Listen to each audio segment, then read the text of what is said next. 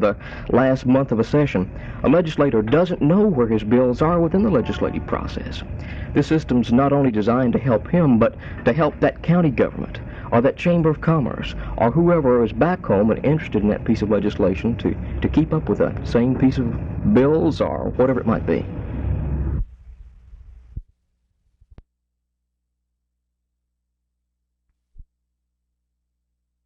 I have a young man by the name of Mike Richardson, as you know, played for SMU for 4 years, I guess, or 3 years, and then went to Houston and played for Houston, I think, for 3 years, and then we picked him up our latter part of the season. And Mike did an outstanding job for us at the time that he was with us. I understand that you're in the area in the Southwest, hoping to find other American talent. Do you look for guys that you think might be passed up in the NFL draft?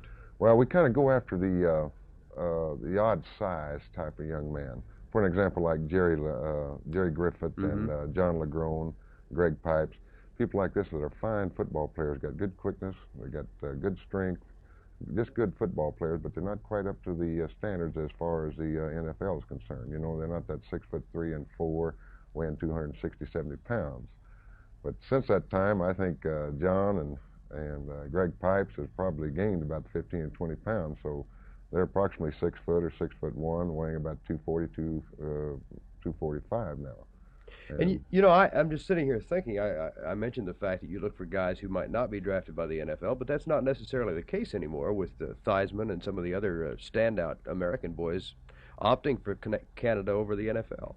Well, we have some teams in Canada that got a little money, and Toronto was one of them, and of course they went after Greg Barton, and they also went after Theismann, and they've gone after Stillwagon, they've gone after some high draft choices, and fortunate enough we're able to lure them into Canada, and they've done a real fine job since they've been there.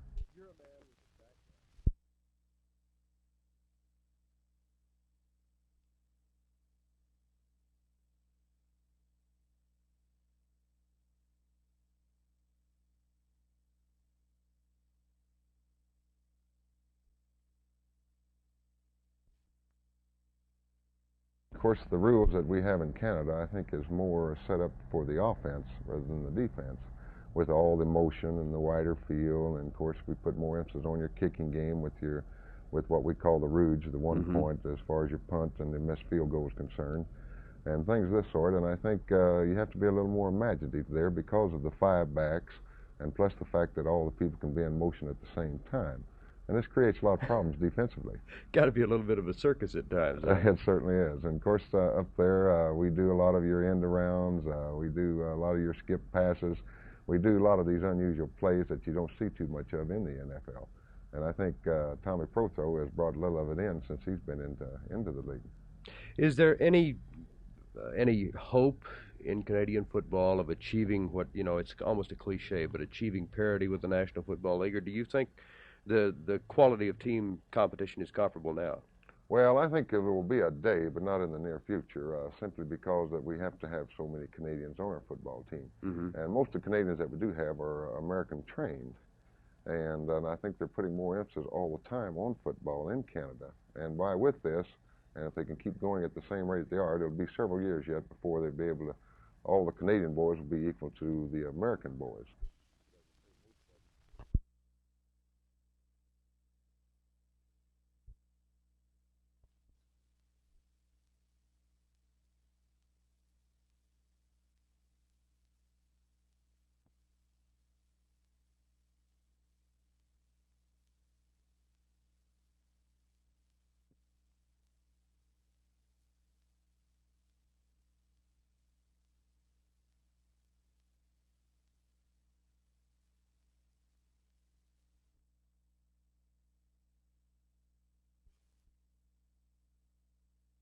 We would expect that if, for instance, a widow had any kind of problem in filing papers, maybe papers that are burdensome in the event of her husband's death, that she would inform us, you know, what kind of problems that she would have.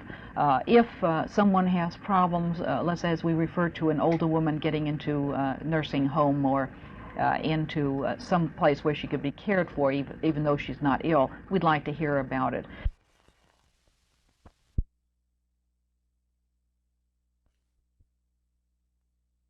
Millermore Mansion was rebuilt in City Park in 1966 by the Dallas County Heritage Society.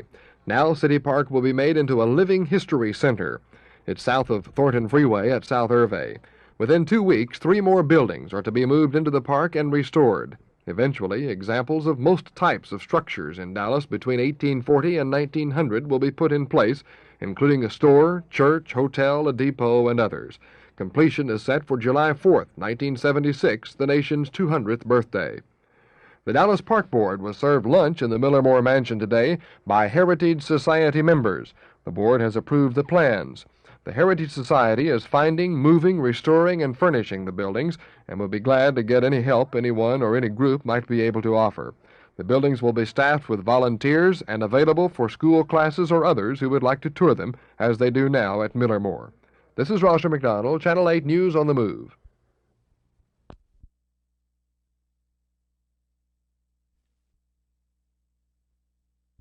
"21 new recruits graduated into the reserves last night, delighted to be part-time policemen and knowing full well they'll never be able to carry guns for protection. It's not that these new members disagree with the other reservists who quit when Chief Dyson refused to arm them. As recruit Richie Earle said, the job is just too important to give up for that reason. The Dallas Police Department is a strictly first-class, top-rate, A-1 department, and we are probably better off working with an organization of this caliber, unarmed, than we would be working for many other police departments and getting to carry sidearms. Another thing to consider, we know there's a danger involved. There's no doubt about that. But the good that we can do by maintaining our membership in the reserve, being active in the reserve, and putting everything we've got into it is going to be worth the small amount of danger that we're going to have to face when we're on duty. So although the gun ban has been an adjustment for the police reservists, guns are not a problem for the Dallas County Sheriff's Reserves. They've been carrying pistols since 1955. No reservist has ever used his gun or been shot. I went on patrol last night with Reservist Delmar Bates and Deputy Pat Beck out at the Seagull substation. Bates told me that even though he just goes on routine patrols as a backup man, his gun has kept him out of trouble. You never know what you're going to run into. You may have someone had broken into a building. They may be armed, and in that case, we do need to be armed ourselves to protect us. In the situations at night and around some of the dark buildings, that anything could happen around them, and it's moral support for us. Like the police reserve recruit, Bates wouldn't quit his job if the sheriff refused to let him carry a gun. But he's convinced just the sight of that gun keeps him safe. And he's sure if he ever had to use it, he could handle it responsibly. Martha McIntire, Channel 8 News on the Move.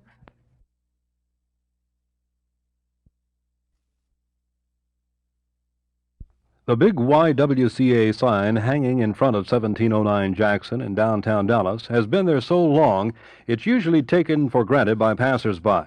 But it will be coming down about the first of the year. Today I went to the last open function of the Y headquarters, coffee honoring all past presidents, executive directors, and board members. Among them I found Mrs. W.H. Francis, oldest of the past presidents at 85, who served from 1947 to 1949. I asked what she remembers most. I remember the camp, what it did physically for the girls, for the discipline and the Christian influence there, and for the physical educational programs they put on here. And then I've even been associated with the advisory committee of the YW at SMU. You know, Mrs. Betsy Blum, you are the current president of the Y. I would like to have your impressions of where the Y is going to go from here. Well, we have to go where the women and the girls are, and that's why we're leaving the downtown building, because it's been a grand and a wonderful and a busy building for 50 years.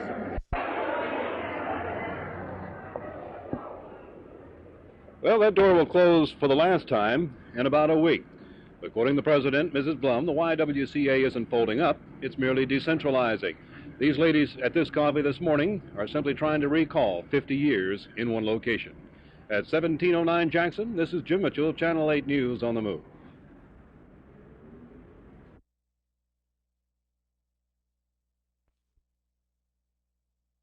Chief Dunnigan is about as busy as a man can get these days. He and one sergeant make up the entire Mansfield Police Department. So that means they're splitting up the days, 12 hours on and 12 hours off. They've got the budget to hire 3 more men immediately. Requirements: a high school education, good physical size and condition, and a willingness to do a good job. Pay runs from $450 to $500 a month to start, depending on whether you're a certified police officer. The work, of course, is varied. Checking out cars parked along the side of the road, routine traffic work, as Chief Dunnigan puts it, just what you'd expect working in a small-town police department. Needless to say, such jobs involve more than their share of excitement and opportunity to investigate. When the radios in the car bark, you're off and on your way. A good example this afternoon. 2 young black men walked into Nadine's antique store at South Main and Broad. One man occupied the owner while the other took $1,700 in cash, checks, and credit cards. They took it from her purse in the back room. He came and stayed right in front of the shop. This other one came through here. So if it was put up together, they really had me fixed up good, because that's my Christmas. But Chief Dunnigan wouldn't want any potential applicants misled. He says it's not all excitement. There's a good deal of prowling the streets in a cruiser, keeping an eye on things. Jerry Taft, Channel 8 News.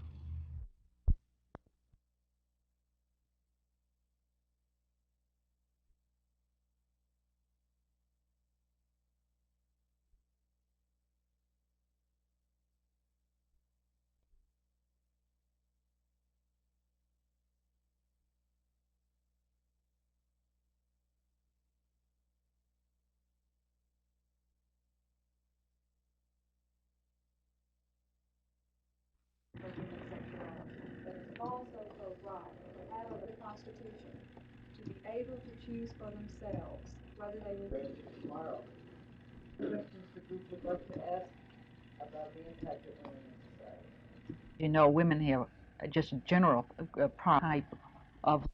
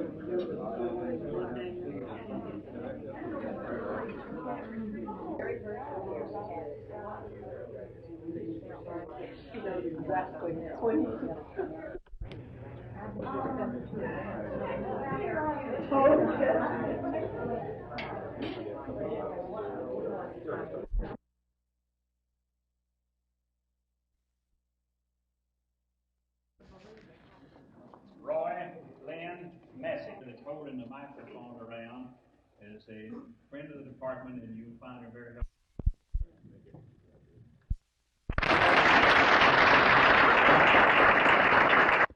Anthony Pointer. Sanford.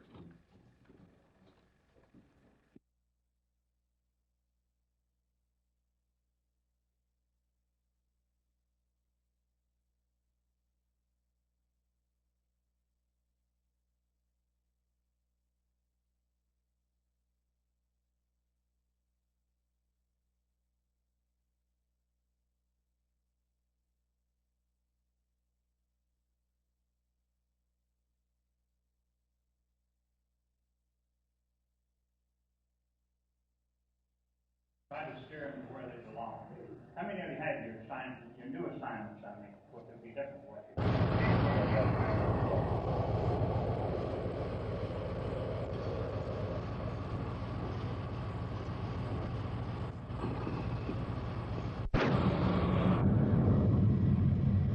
All right.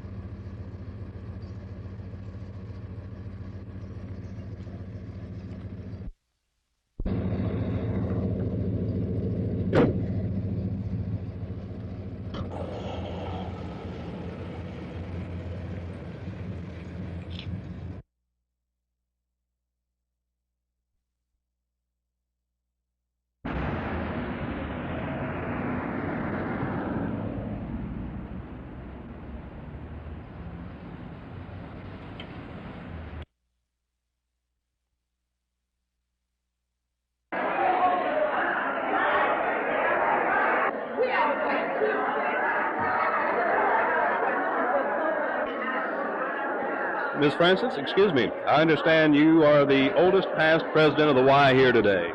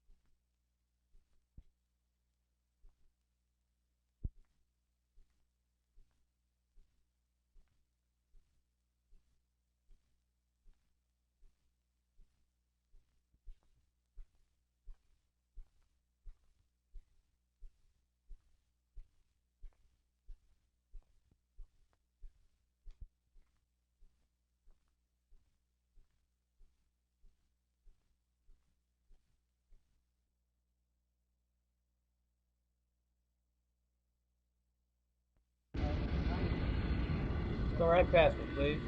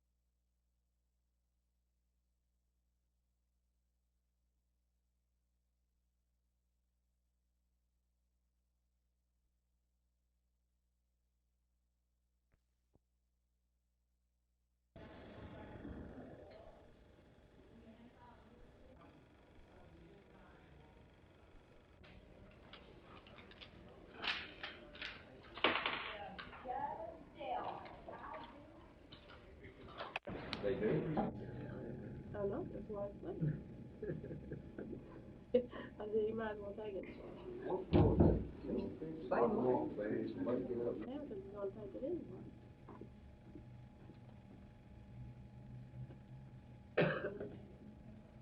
Are you still out there on our district? Thank you.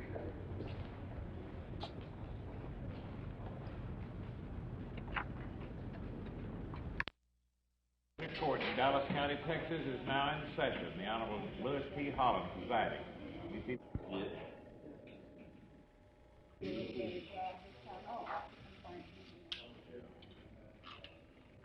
What channel is that? I'll go.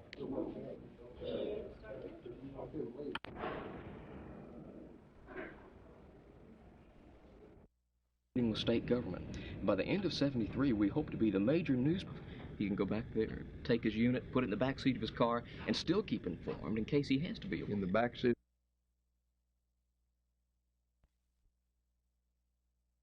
The John Singletary-Mary Stout trial took on all the characteristics of an afternoon soap opera today.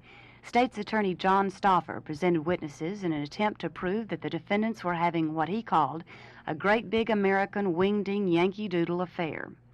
Mrs. Barbara Pierce, a neighbor of the murder victim Bryan Stout and his wife, testified that she saw Mrs. Stout and ex-officer Singletary together many times. The witness said she also knew the alleged murderess Helen Cundiff. She testified that Mrs. Cundiff did not like Bryan Stout and told everyone he was, in her words, a queer. A friend of the defendants, Pamela McDougald, who tried to avoid being photographed, was the state's 21st and final witness. She was originally charged in the conspiracy but was not indicted by the grand jury. Mrs. McDougald related the events of that Sunday evening last June that led up to her discovery of Stout's body. She testified that Bryan Stout did not like Mrs. Cundiff and that they had both threatened to kill each other. Her testimony did not appear to be much of a threat to the defendants and even gave her opinion that Mary was not in love with John and was trying to cool the relationship. Before court adjourned this evening, the defense had time to present only one witness. They will be presenting their case in earnest tomorrow. For Channel 8 News on the Move, this is Judy Hanna at the Dallas County Courthouse.